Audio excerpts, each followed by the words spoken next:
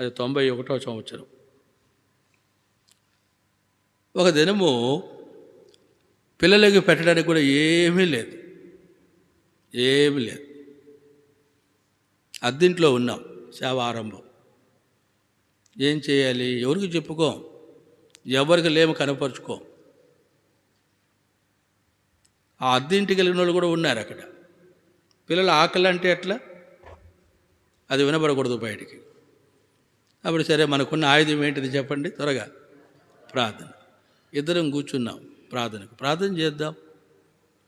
ఇద్దరం కూర్చున్నాం. ముందు ఆమె ప్రార్థన చేసింది, తర్వాత నేను ప్రార్థన చేస్తూ ఉన్నా.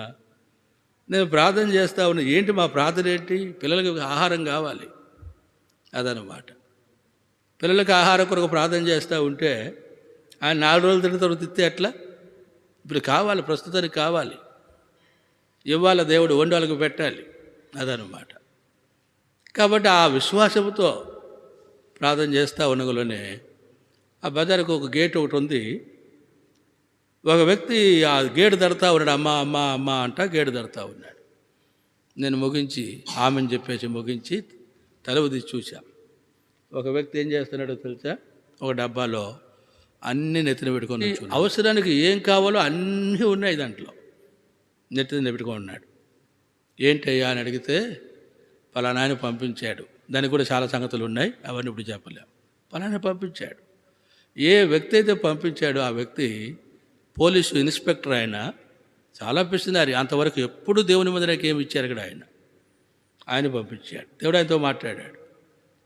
ఆ తర్వాత అవి తీసుకొని ఆ పప్పు వండి అన్నం వండి పిల్లలకు పెట్టారనమాట.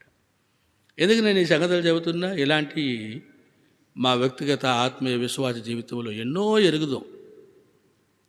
కాబట్టి విశ్వాసానికి దేవుడు ప్రతిఫలం ఇస్తాడు. కాబట్టి మనకు ఏం అవసరము అని కనబడుతుందనంటే ఆయనకు అసాధ్యమైనది లేదు. కాబట్టి ఆ విశ్వాసం అది ఆయన ప్రజలుగా కలిగి మనం ఏం చేసేవారంగా ఉండాలి చెప్పండి? భారంగా ప్రార్థించేవారంగా ఉండాలి.